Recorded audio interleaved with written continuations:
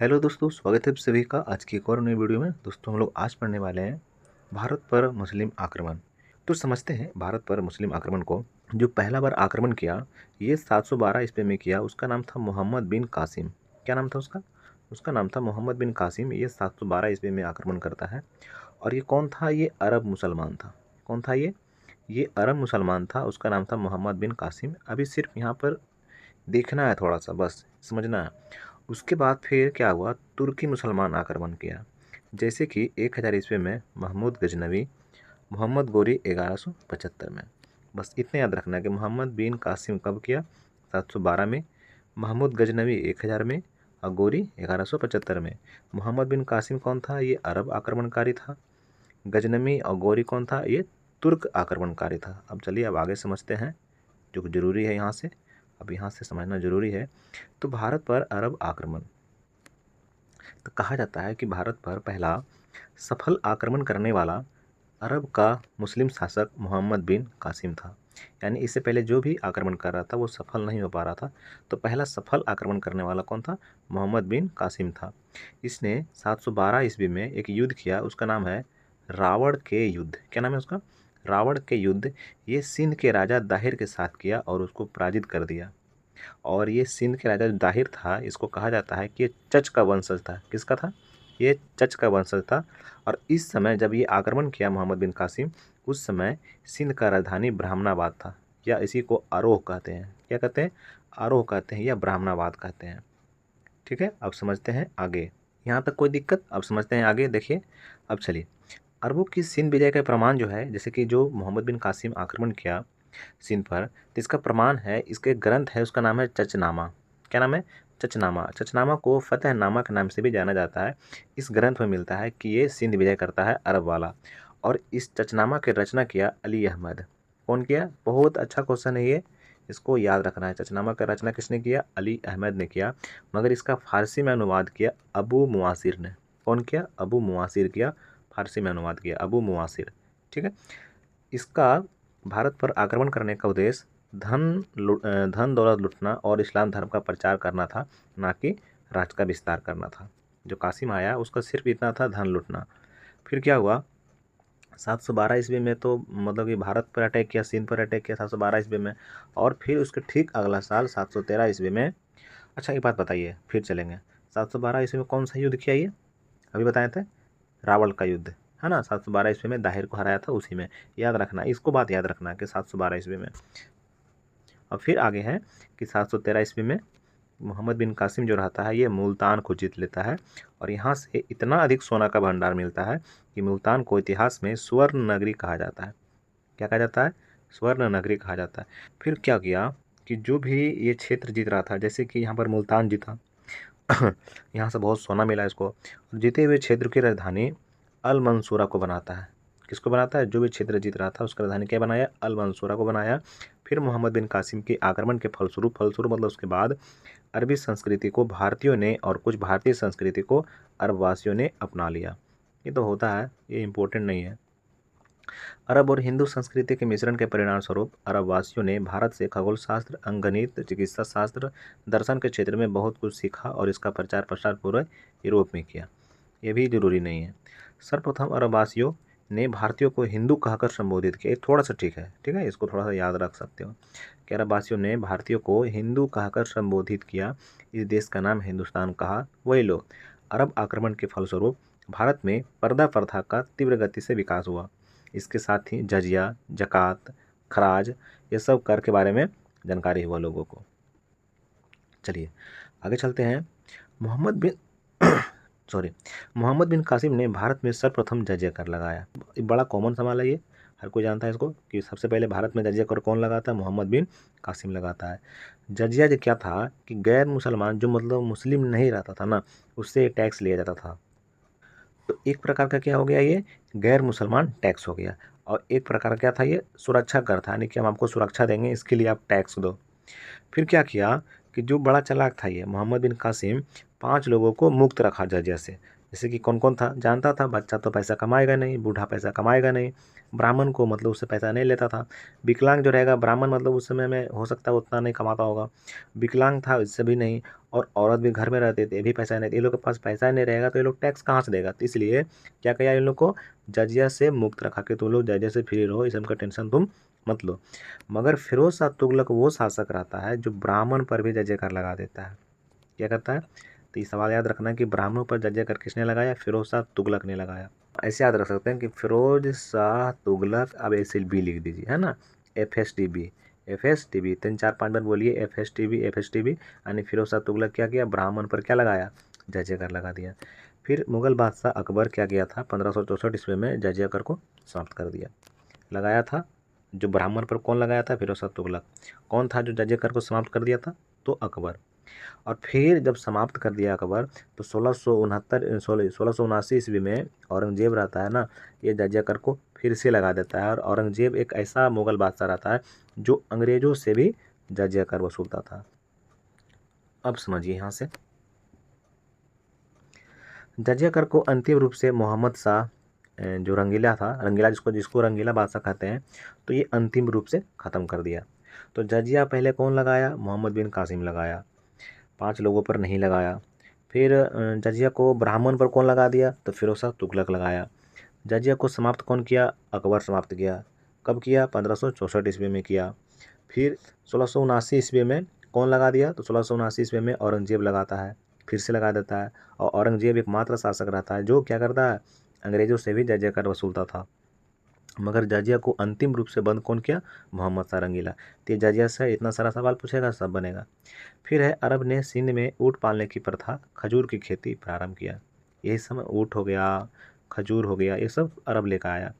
चचनामा ग्रंथ के अनुसार सुलेमान के आदेश पर मोहम्मद बिन कासिम की हत्या करवा दी गई। फिर है, भारत पर तुर्क आक्रमण। तो भारत में मुस्लिम सत्ता की स्थापना के श्रेय तुर्कों को दिया जाता है। भारत में जो मतलब कि वहीं से यहीं से स्टार्ट हुआ ना, जैसे कि जो गौरी आएगा तो तुर्क था, और वहीं से फिर उसके बाद उसका दामाद तो करने लगेगा, रहने लगेगा यहाँ। तो इसलिए मुस्लिम सत्ता की स्थापना का श्रेय किसको जाता है, तुर्कों को जाता है। तुर्क लोग रहता कहाँ था, तो चीन के उत्तर पश्चिम सीमा में रहता था, और ये थोड़ा लड़ाकू था, बर्बर जाति था, लड़ाई झगड़ा करके रहने वाला था। और ये जो था ना, एक वंश था, उसका नाम था उमैया वंश। क्या नाम था उसका, उमैया वंश।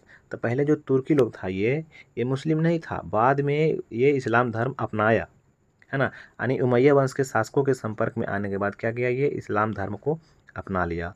और अपनाने के बाद क्या किया कि अब इसका उद्देश्य हो गया कि एक विशाल मुस्लिम साम्राज्य स्थापित करना, इसके लिए भारत आया। फिर 932 ईस्वी में अल्पतकिन ने अफगान प्रदेश में गजनी साम्राज्य की स्थापना किया। अल्पतकिन जो है वो क्या किया, 932 ईस्वी में गजनी साम्राज्य की स्थापना किया, और जिसकी राजधानी कहाँ थी, गजनी थी। और गजनी वंश का एक और नाम मिलता है यामनी वंश। अच्छा सवाल है, याद रखिएगा इसको। और भारत का पहला तुर्क आक्रमणकारी कौन था, सुबुक्तगिन था। कौन था, सुबुक्तगिन था। सुबुक्तगिन जो था ना, ये अल्पतगिन का गुलाम था, ये अल्पतगिन का, सुबुक्तगिन। तो प्रथम तुर्क आक्रमण के समय पंजाब में हिंदू शाही राजवंश था। पंजाब में कौन था, हिंदू शाही राजवंश का शासक जयपाल शासन कर रहा था। जब आक्रमण किया कौन, सुबुक्तगिन। तो सुबुक्तगिन कौन था, ये अल्पतगिन का गुलाम था, जो बाद में अल्पतगिन का दामाद भी बन जाता है। 986 ईस्वी में हिंदू शाही राजवंश के शासक जयपाल को पेशावर में पराजित कर दिया। कौन किया, अल्पतगिन किया। कब किया, 986 ईस्वी में किया। तो 986 है ना, तो याद रखिएगा, सबको बोले ना कि शॉर्ट नोट बनाना है, उसमें लिखना है कि 986 में क्या किया, सब डेट को लिखना है। चलिए अब समझते हैं, महमूद गजनवी को समझते हैं। महमूद गजनवी, तब महमूद गजनवी क्या था, ये सुबुक्तगिन का क्या था, सुबुक्तगिन का पुत्र था महमूद गजनवी, जो अफ़गान के गजनी का रहने वाला था। अफ़गान के गजनी का रहने वाला था।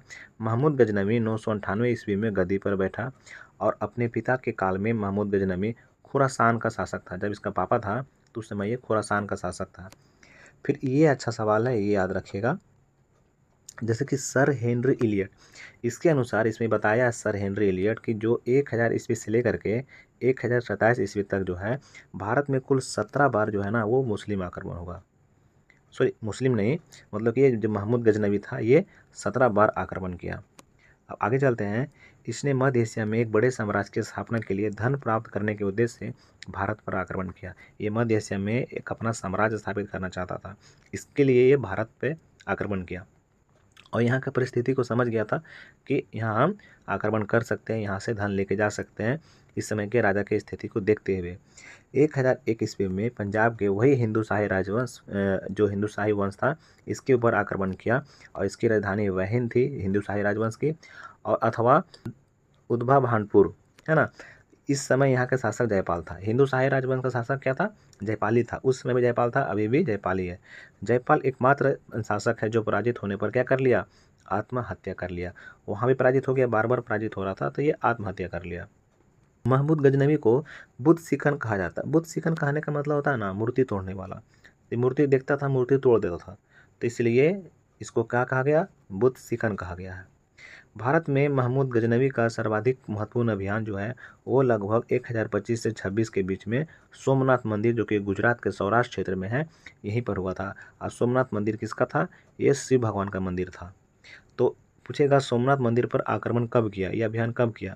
तो 1025 से 26 के बीच में किया। या तो डेट आपको 1025 मिलेगा, नहीं तो 1026 मिलेगा। जब आक्रमण किया सोमनाथ मंदिर पर, तो इस समय वहाँ का शासक था भीम प्रथम था, और इस युद्ध में 50,000 से अधिक लोग मारा गया था। और महमूद गजनी क्या किया कि जो सोमनाथ मंदिर था इसको पूरी तरीक़े से नष्ट कर दिया। इसकी कुल संपत्ति को लेकर सिंध के रेगिस्तान से वापस लौट गया, पूरा नष्ट कर दिया मंदिर को। फिर 1027 में लौटा और जाट के विरुद्ध अपना अंतिम आक्रमण किया और उसे पराजित कर दिया। क्यों? क्योंकि सोमनाथ को लूटकर वापस जा रहा था, तो महमूद गजनी को जाटों ने क्या किया? क्षति पहुंचाया था। फिर इसके दरबार में विद्वान रहता था, जैसे फारूकी, उतबी, फिरदौसी, अलबरूनी, ये सब क्या था? विद्वान था, जो गजनवी के दरबार में रहता था। उतबी का किताब है किताब उल यामनी, याद रखिएगा, उतबी का है किताब उल यामनी। उतबी ने महमूद गजनवी के आक्रमण को जिहाद की संज्ञा दिया है। इस बात को याद रखिएगा कि जिहाद की संज्ञा कौन दिया है? तो उतबी दिया है। कौन दिया है? उतबी दिया है महमूद गजनवी के आक्रमण को। फिरदौसी ने शाहनामा लिखा। शाहनामा किसने लिखा? फिरदौसी ने लिखा। जबकि अलबरूनी ने अरबी भाषा में किताब उल हिंद लिखा, या इसी को तहकीक ए हिंद कहते हैं। क्या कहते हैं इसको? तहकीक ए हिंद कहते हैं, या इसी को किताबुल हिंद कहते हैं। ये कौन लिखा है? अलबरूनी लिखा है। अब समझते हैं ये, अब भारत पर तुर्क आक्रमण को समझते हैं, जो कि दूसरा। पहला कौन था? वो था गजनी। अब दूसरा गोरी रहेगा, यानी महमूद गोरी। तो तुर्क एक क्या था? जनजाति था, जो अफगानिस्तान के क्षेत्र में था। इसके दूसरे चरण का नेतृत्व कौन किया? मोहम्मद गोरी किया। पहले कौन किया? गजनी किया, दूसरा में गोरी किया। इसका पूरा नाम जो था मोहम्मद गोरी, या तो मोइनुद्दीन मोहम्मद बिन शाम, जिसको सिहाबुद्दीन भी कहा जाता है। तो सिहाबुद्दीन नाम याद रखेगा, कितना बार ये भी पूछ देता है। और इसे गौर वंश का मोहम्मद भी कहते हैं। इसको क्या कहते थे? इसको गौर वंश का मोहम्मद किसको कहते हैं? मोहम्मद गोरी को कहते हैं। गौर वंश में जो प्रधान था उसका नाम संसबनी था। मोहम्मद गौरी इसी वंश का शक्तिशाली शासक था। चलिए अब आगे समझते हैं। 1178 ईस्वी में इसने पाटन, जिसको गुजरात कहते हैं, पाटन पर आक्रमण किया। इस समय वहाँ का चालुक्य वंशीय शासक भीम द्वितीय था। इसे मूल राज द्वितीय भी कहते हैं। ठीक है। ये गोरी को बुरी तरीक़ा से पराजित किया। ये गोरी का क्या हो गया? पहला पराजय हो गया। गजनवी को कोई क्या पराजय नहीं किया वहाँ पर ही। गजनवी जो है वो आया, वैसा कुछ नहीं किया, लूट पाट के चला गया। और मगर ये क्या हुआ, यहाँ पर गोरी जो है बुरी तरीक़ा से हारता है यहाँ पर। तो कौन हराया? भीम द्वितीय हराया। इसका नाम क्या था? मूलराज द्वितीय था। ये कहाँ का शासक था? तो पाटन, है ना, पाटन का था। चालुक्य वंशीय शासक था। हम लोग चालुक्य पढ़े हैं अच्छे से। अब समझते हैं, यह तुर्क आक्रमणकारी की पहली पराजय थी, अर्थात मोहम्मद गोरी की भारत में क्या हुआ? ये पहला पराजय हुआ। इसने पंजाब के भटिंडा पर अधिकार किया, तो पृथ्वीराज चौहान क्या हो गया? मतलब कि जब जो भटिंडा है पंजाब में, जब वहाँ पर अधिकार कर लिया तो विवाद हो गया पृथ्वीराज चौहान और गोरी के बीच में। तब जाकर के फिर 1193 ईस्वी में दोनों के बीच युद्ध हो गया। पृथ्वीराज चौहान, जिसको पृथ्वीराज तृतीय भी कहते हैं, और गोरी के बीच में। और इसमें पृथ्वी जो है त्राइन का जो प्रथम युद्ध हुआ था, इसमें जयचंद भी साथ देता है। किसका? पृथ्वीराज चौहान को साथ देता है। फिर अगला साल क्या होता है? 1192 ईस्वी में त्राइन का दूसरा युद्ध होता है। तो इसमें जयचंद क्या करता है कि गोरी के सपोर्ट में चल जाता है।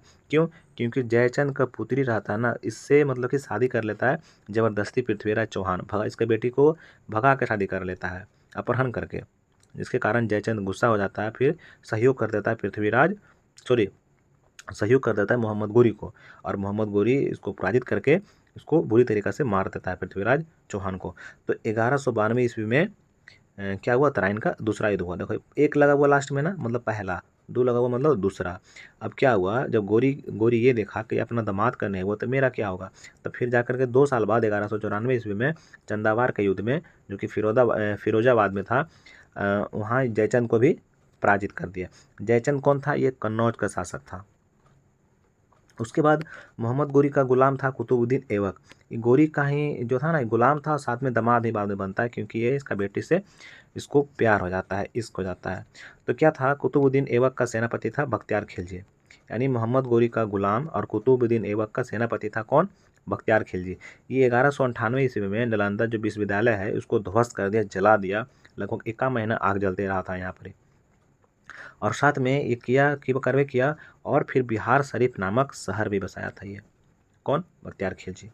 बिहार को जीतने वाला प्रथम मुस्लिम विजेता कौन है, बख्तियार खिलजी को माना जाता है। ये बिहार से सवाल अगर आएगा तो बनेगा ऐसा, तो कि बिहार को जीतने वाला प्रथम मुस्लिम विजेता बख्तियार खिलजी को माना जाता है। बख्तियार खिलजी ने लखनौती को अपना राजधानी बनाया। किसको बनाया राजधानी, लखनौती को अपना राजधानी बनाया। मोहम्मद गोरी का कोई पुत्र नहीं था, तथा जयचंद को पराजित करने के बाद गोरी द्वारा भारत में जीते गए प्रदेशों को कुतुबुद्दीन ऐबक को सौंपकर वापस गजनी लौट गया। इसका कोई पुत्री नहीं था मोहम्मद गोरी का। तो जो जयचंद से कुछ क्षेत्र जीता, सबको क्या किया, कुतुबुद्दीन ऐबक को सौंप के ये खुद गजनी लौट गया। तो गोरी का 3 गुलाम था, एक था कुतुबुद्दीन ऐबक जो बाद में इसका दामाद बनेगा, एक था कुबाचा, एक था एल्दोज। बाद में क्या करता है कि ये बहुत परेशान करता है एल्दोज और कुबाचा, किसको, कुतुबुद्दीन ऐबक को। तो किसी से शादी करके, तो किसी से, मतलब कि दोनों से स्टार्टिंग में क्या करता है कि रिलेशन बनाता है। तो इस प्रकार से ये रिश्ते के आड़ में अपना साम्राज्य को बचा लेता है, मगर जब मजबूत हो जाता है तो खदेर खदेर मारता है सबको। ठीक है, तो ये था मोहम्मद गोरी के बारे में, और साथ में कुतुबुद्दीन ऐबक के बारे में जो देखें। अब बाकी फिर हम लोग कल पढ़ेंगे दिल्ली सल्तनत, और कोशिश करेंगे एक ही दिन में दिल्ली सल्तनत को निपटा दें, उतना लंबा लिफाफा नहीं करें। तो यही था दोस्तों। और फिर हाँ, एक बात और है, भारत में कागज़ का उपयोग जो है वो 12वीं शताब्दी से ये प्रारंभ हुआ था। तो इतना ही था। अब हम लोग पढ़ेंगे दिल्ली सल्तनत। तो ठीक है दोस्तों, हम लोग मिलेंगे अब अगली वीडियो में। बाकी तो आप लोग समझदार हो ही। हम लोग मिलते हैं अगले वीडियो में। वीडियो देखने के लिए आपका बहुत बहुत धन्यवाद।